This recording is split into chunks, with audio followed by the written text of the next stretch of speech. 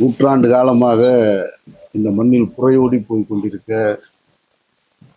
சாதிய மனநிலை, மதவெறி, இது எல்லாவற்றிற்கும் எதிராக கருத்துருவாக்கம் நடந்து கொண்டிருந்தாலும் திரைப்படங்கள் மூலமாக அந்த ஆதிக்க சாதி மனநிலைக்கு எதிராக ஒரு கருத்தை சொல்லும்போது அது ரொம்ப ஆழமாக போய் சேருவதை நம்ம பார்க்க முடியுது.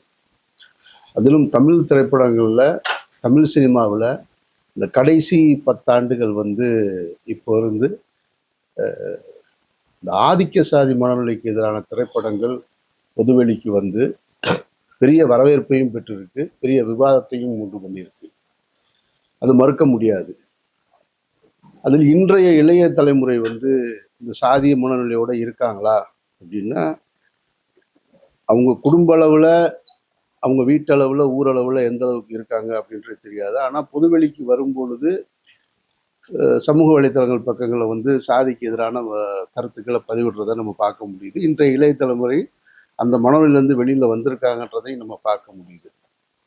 தொடர்ச்சியாக ஆதிக்க சாதி, இந்த கௌரவ கொலை, ஆணவ கொலை, குடிப்பெருமை அப்படின்லாம் கொஞ்சம் பேசிக்கிட்டு அதுக்கு பேர் சொல்லிக்கிட்டே இருக்காங்க வித்தியாசமாக. எப்படி பார்த்தாலுமே அது ஒரு ஆணவ கொலை அப்படின்றத மறுக்க முடியாது. அது இந்த திரைப்படத்தில், இந்த பேரன்பும் பெருங்கோபத்தில் ஒரு வசனமே இருக்குது. கௌரவ கொலை அப்படின்னு சொல்லும்போது, கொலையில் என்னடா கௌரவம், அது ஆணவ கொலைன்னு சொல்லுங்க அப்படின்னு சொல்லி அப்படி காட்சிகளை உருவாக்கி இருக்கிற இந்த பேரன்பும் பெருங்கோவும் வழக்கமான இந்த சாதிக்கு எதிரான படங்கள்லேருந்து முற்றிலும் மாறுபட்டு ஒரு புதிய பார்வையை எழுத்தாளர் பார்த்துருக்கிறத நம்ம பார்க்க முடியுது. அது மிகச் சரியாகவும் சேர்ந்திருக்கிறதா நான் பார்க்குறேன். அதிலும் குறிப்பாக சமூக போராளி தங்கர் பச்சானுடைய மகன் நாயகனாக நடிச்சிருக்காரு. எனக்கு பல இடங்களில் தங்கர் பச்சானே இளவயது ஹீரோவாக இருக்கிறது போல் எனக்கு தோணுச்சு. காட்சிகளை பார்க்கும்போது மிக சிறப்பாக பண்ணியிருக்காங்க. ஒரு புதிய பார்வையில், புதிய கோணத்தில் இந்த சாதி வெறியை எப்படி கட்டுப்படுத்தணும் அப்படின்றத ஒரு தீர்வாகவும் அவருக்கு தெரிந்த இந்த நாயகன், அந்த திரைப்படத்தின் நாயகன் தங்கருடைய மகன் அவருடைய பார்வையில் இதை எப்படி பார்க்கணுன்றத சொல்லியிருக்காங்க. எழுத்தாளர் அவர் மூலமாக சொல்லியிருக்காரு. அது வரவேற்கத்தக்கதாக இருக்குன்றது நான் நினைக்கிறேன்.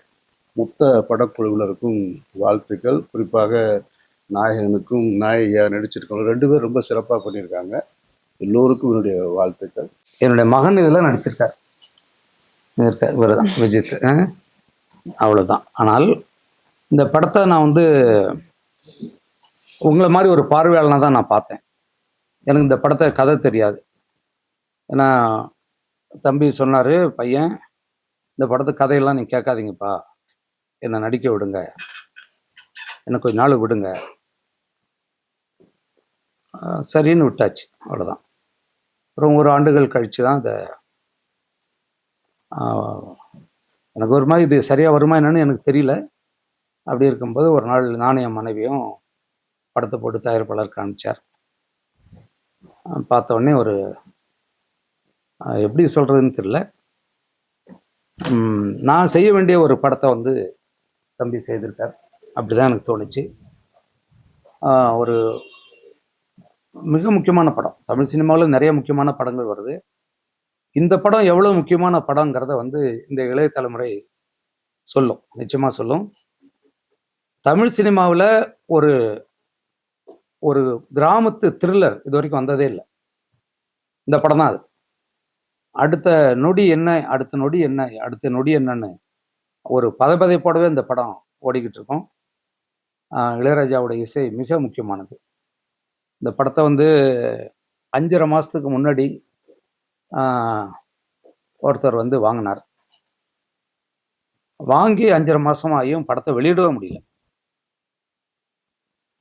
வெளியிட முடியாத காரணம் என்ன இருக்குன்னு நினைக்கிறீங்க? ஏன்னா இன்னைக்கு படங்கள் இந்த சொல்லக்கூடிய ஓடிடி தளத்தில் வாங்கறதில்ல, தொலைக்காட்சி உரிமையும் வாங்கறதில்ல. அப்போ திரையரங்கில் இது எவ்வளவுக்கு எவ்வளோ படம் வசூல் செய்தோ அதை பொறுத்து தான் வாங்குவாங்க.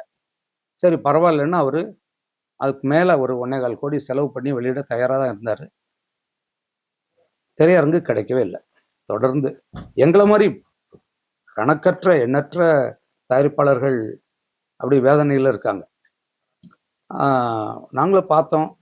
ஏற்கனவே ஒரு 16ஆம் தேதி அறிவித்தோம். உங்களுக்கே தெரியும், கடந்த 16ஆம் தேதி நாங்கள் அறிவித்த அடுத்த நாளில் 2 படங்கள், பெரிய நடிகர்கள் படம், பெரிய நிறுவனம் வெளியிடுற படம் அதெல்லாம் வந்துச்சு. அப்புறம் ஒன்றும் செய்ய முடியல. அப்புறம் பார்த்தோம்னா அடுத்த வாரம் தொடர்ந்து படங்கள் கணக்கில் இருந்துக்கிட்டே இருக்கு. அப்போ இந்த படத்தை எப்போ தான் வெளியிடுறது? ஏதோ ஒரு வகையில் வெளியே வந்தாகணும்ல. அப்போ தயாரிப்பாளர் நாங்கள்லாம் சேர்ந்து ஒரு முடிவுக்கு வந்தோம். மக்கள்கிட்ட வந்து கொண்டு போய் சேர்த்துட்டா நல்ல சினிமாவை அவங்க கைவிடுறதில்ல. அது உள்ள திரையரங்குல நுழையிற வரைக்கும் தான் அங்கே சிக்கல் இருக்குது. ஏன்னா பல சான்றுகள் இருக்குது உங்களுக்கு. பெரிய படங்கள்னு சொல்லக்கூடிய படங்கள் தோல்வி அடையிறதும், ரொம்ப மதிக்காத படங்கள் வந்து பெரிய வெற்றி அடையிறதும் காலங்காலமாக நிகழ்ந்துக்கிட்டே தான் இருக்குது. அப்போ யோசித்து பார்த்தோம், எங்களுக்கு வந்து ஒரு 150 திரையரங்கம் கிடைச்சா இந்த படத்துக்கு போதும்னு நினச்சி தான் இந்த படத்தை வந்து வெளியிடுறதுக்காக ஜூன் 5 மறுபடியும் அறிவிச்சிருக்கோம். ஜூன் 5 இந்த படம் வந்து வெளியாகுது, அதை சொல்லிக்கிறோம்.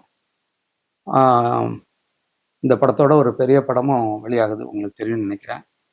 எப்படியாவது எங்களுக்கு ஒரு நல்ல திரையரங்கம் கிடைச்சதுன்னா மக்கள் இதை கைவிட மாட்டாங்க அப்படிங்கிற ஒரு நம்பிக்கை இருக்கு.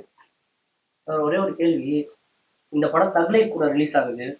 ஆல்ரெடி தியேட்டர் கிடைக்கலன்னு சொல்லியிருந்தீங்க, அதனால தான் தள்ளி போட்டு தக்லை கூட ஒரு பெரிய படம் கூட ரிலீஸ் ஆகுது. இந்த கதை மேலே அவ்வளோ நம்பிக்கையாகும்.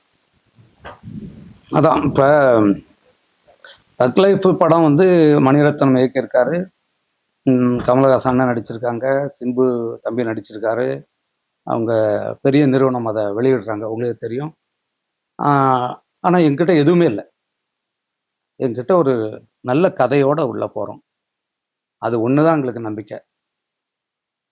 அந்த நம்பிக்கை நிச்சயமாக மக்கள் வந்து கை தூக்கி விடுவாங்க அப்படிங்கிறது இருக்குது. ஏன்னா படம் பார்த்தவர்கள் வந்து அதை அவங்க கொடுத்த நம்பிக்கையின் பேரில் தான் இந்த படத்தை வந்து நாங்கள் வெளியிடுறோம். இந்த படம் வந்து எந்த படத்துக்குமான போட்டியோ அதுவோ இல்லை. நாங்களாம் வந்து ஒரு எறும்பு மாதிரி, தக் லைஃபுக்கு முன்னாடி ஒரு சின்ன எறும்பு மாதிரி தான் அந்த படம். ஆனாலும் இது மக்களால் கவனிக்கப்பட்டு இது கொண்டாடப்படுங்கிற ஒரு நம்பிக்கையில் தான் நாங்கள் வெளியிடுறோம். அது வரலாற்றில் நிகழ்ந்திருக்கு. ஏன்னா தீபாவளி, பொங்கல் போன்ற நேரங்களில் வெளியாக தான் என்னுடைய அழகி, சொல்ல மறந்த கதை, பள்ளிக்கூடம் போன்ற படங்கள்லாம். அப்போல்லாம் 8 படம் 10 படத்தில் வந்தது. இப்போ ஒன்றும் இல்லை, வெறும் 2 படம் தான் வருது. அதனால் அது ஒரு பக்கம் ஓடும், இது ஒரு பக்கம் பார்ப்பாங்கங்கிற நம்பிக்கையில் தான் அது வெளியேற்றோம். பேரன்பும் பெரும் கோபமும் என்னுடைய முதல் படம், முதல் அடி. நான் எப்பயும் சொல்கிற மாதிரி இவங்களெல்லாம் நம்பி தான் நானும் இந்த இண்டஸ்ட்ரிக்குள்ளே வந்திருக்கேன். கலப்பு திருமணத்திற்கு, அழகான ஒரு காதல் திருமணத்திற்கு பிறந்த குழந்தை நான். எனக்கு வந்து இந்த மாதிரி இன்சிடென்ட்ஸ்லாம் எதுவுமே லைஃப்பில் நடந்து நான் பார்த்ததில்லை. But reality is definitely a checkmate. So interior கிராமத்துலலாம் இன்றைக்கும் இந்த மாதிரி நிறைய பிரச்சனைகள் இருக்குன்றத டெய்லி நம்ம நிறைய நியூஸ் பேப்பர்ஸ்லலாம் பார்க்குறோம். ஐ தாட் என்னோட ஃபர்ஸ்ட் படம் வந்து அட்லீஸ்ட் சில மைண்ட்ஸில் சில சேஞ்சஸை க்ரியேட் பண்ணுற மாதிரி இருக்கணுன்ற ஒரு கட் ஃபீலிங்கில் தான் ஐ டுக் இட் அப். இப்போ தான் நானும் உங்களோட சேர்ந்து ஃபர்ஸ்ட் டைம் படத்தை பார்த்தேன். சில தாக்கங்களை என் மனசில் அது ஏற்படுத்துச்சு, அதே மாதிரி அது உங்கள் மனசுலையும் ஏற்படுத்தும்னு நம்புகிறேன். ஜூன் 5th இருந்து I will see you on theaters. Thank you. இந்த படம் உங்களுக்கு கண்டிப்பாக ஒரு நல்ல ஒரு அனுபவமாக இருக்கும், ஒரு வித்தியாசமான ஒரு அனுபவமான இருக்கும். ஏன்னா அந்த கதாபாத்திரம் நடிக்கும் போது எனக்கு அதான் ஃபீல் பண்ணேன். கண்டிப்பாக உங்களுக்கும் அது படும் நம்புகிறேன். நீங்கள் வந்து பாருங்கள், உங்களுக்கு நிறைய சர்ப்ரைஸ் இருக்காது. பேரன்பும் பெருங்கோபம்ங்கிற இந்த படம் வந்து சமீப காலமாக சொன்னது கடந்த 10 ஆண்டு காலமாக தமிழ் சினிமா வந்து அதிகமாக பேசும் சாதி பிரச்சனையை பேசுது. இந்த பேரன்பும் பெருங்கோபம் ஏன் முக்கியம் நான் நினைக்கிறேன்னா, அந்த படங்களுக்குள் பொதுவாக இந்த சாதி பிரச்சனையை பேசுகிற படங்கள் வந்து ஒடுக்கப்பட்டவரின் பக்கம் இருந்து பேசும். இந்த பேரன்பும் பெருங்கோபம் வந்து ஒடுக்குபவர் கதாநாயகனாக இருந்து பேசுறதுனால அந்த படம் ரொம்ப முக்கியமான படமாக இருக்குன்னு நினைக்கிறேன். எது ஒடுக்குகின்ற சாதியாக இருக்கிறதோ, எது ஆதிக்க சாதியாக இருக்கிறதோ, எது தாங்கள் ஆண்ட பரம்பரை என்று சொல்லிக் கொண்டிருக்கிறார்களோ, அந்த சாதியில் பிறந்த ஒரு கதாநாயகனாக வந்து அந்த சாதியை ஒழிப்பதற்காக இந்த படத்தில் ஒரு வழியை, அவருக்கு தெரிந்த வழியை ஒன்று சொல்வது என்பதால் இந்த படம் ஒரு முக்கியமான படமாக நினைக்கிறேன். இந்த படம் வந்து சொல்ற தீர்வின் வழியாக சாதி என்பது ஒழியுமா அப்படின்னா தெரியல. இப்போ நான் வந்து காதல் திருமணம் பண்ணுவேன். கிட்டத்தட்ட இத்தனை ஆண்டு காலமாக சாதி இல்லாத ஒரு வீட்டிற்குள் வாழ்ந்து கொண்டிருப்பேன். நான் செஞ்ச காதல் திருமணத்தால வந்து சாதி ஒழியுமானா ஒழியாது. எப்படி என்ன ஆகும் இப்போ ஜாதி அப்படின்னா ஜாதி குழம்பும். என்ன செய்யறதுன்னு தெரியாது என் பிள்ளைக்கு. இப்போ அப்பன் ஜாதியா அம்மா ஜாதியான்னு தெரியாம போகும். அப்போ ஒரு குழப்பம் வரும் பொழுது பின்னாளில் தெளிவு வரக்கூடும்னு நம்புவோம். அப்படி இந்த படம் என்ன செய்யுது, ஜாதியை ஒழிக்குதா அப்படின்னா ஒழிக்கல, குழப்புது. இப்போதைக்கு என்ன வழி அப்படின்னா அந்த ஜாதியை குழப்புவது என்பது. அப்போ அப்படி குழப்பம் வரும் பொழுது இது ஒரு தெளிவை நோக்கி நகரக்கூடும். சமூகத்தில் முக்கியமான விஷயங்களை பேசி கொண்டிருக்கிற தங்கர் பச்சானுடைய மகன் விஜித் பச்சான் வந்து கதாநாயகன் அறிமுகம் முதல் படத்துல இதை போல ஒரு கனத்த விஷயத்தை பேச முன்வந்திருப்பது என்பது பாராட்டுவதற்குரியது. அந்த விஜித் பச்சானை கதாநாயகனை அறிமுகப்படுத்தும் இயக்குனர் சிவபிரகாஷ் அவர்கள் பாராட்டுக்குரியவர். பாலுமேந்திராவுடைய மாணவர்.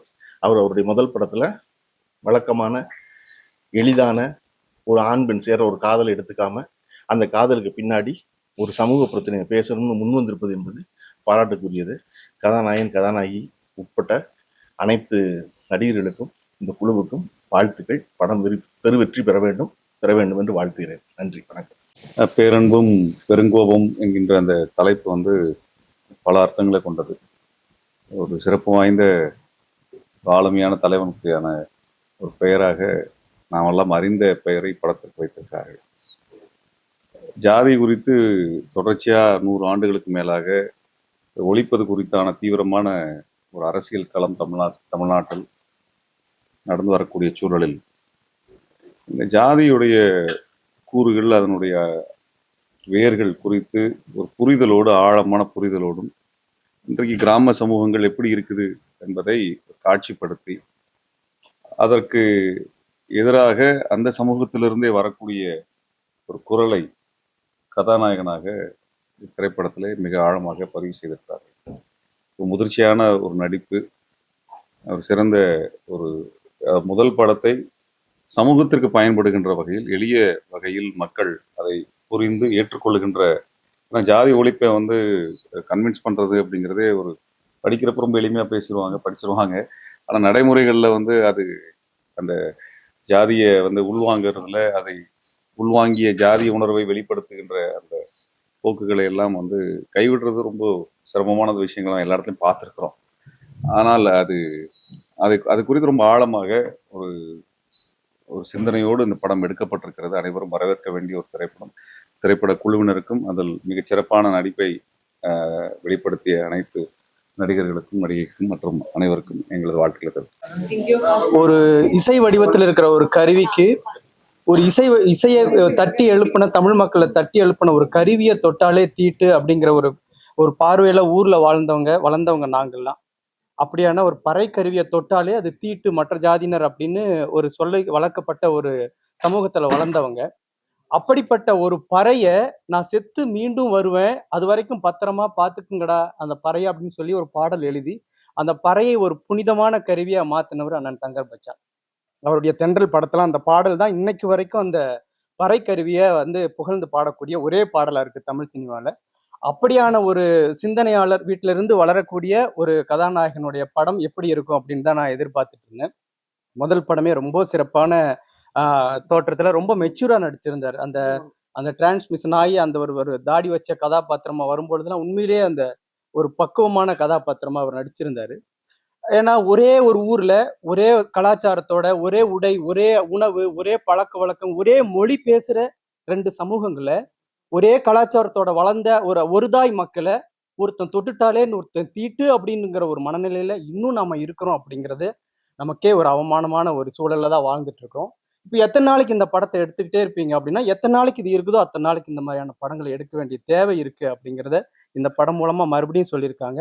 அதை வந்து ரொம்ப சோகமாவோ, ரொம்ப ஒரு டாக்குமெண்ட்ரியாவோ, ரொம்ப போர் அடிக்கிற ஒரு வகையில சொல்லாம ஒரு த்ரில்லரா, ஒரு கொலை, கடத்தல், இந்த மாதிரியான ஒரு இன்றைய இளைஞர்களுக்கு பிடிக்கக்கூடிய ஒரு வகையில அதுக்கு பின்னணியில இருக்கக்கூடிய அந்த ஜாதிய பிரச்சனைகளை சொல்லி ரொம்ப அழகா அந்த கதையை கொண்டு போயிருக்காங்க. அது அவருக்கும் அவர் கதாநாயகிக்கும் அந்த குழுவினருக்கும் வந்து ரொம்ப ஒரு பக்குவமான படத்தை எடுத்த ஒரு நிறைவை தந்திருக்கும். அது மக்களுக்கும் தரும். அவசியம் இந்த படத்தை எந்தெந்த தளங்கள்ல இந்த படம் வருதோ அந்தந்த தளங்களில் வெற்றி படமையா அமையணும் அப்படின்னு வாழ்த்துறேன்.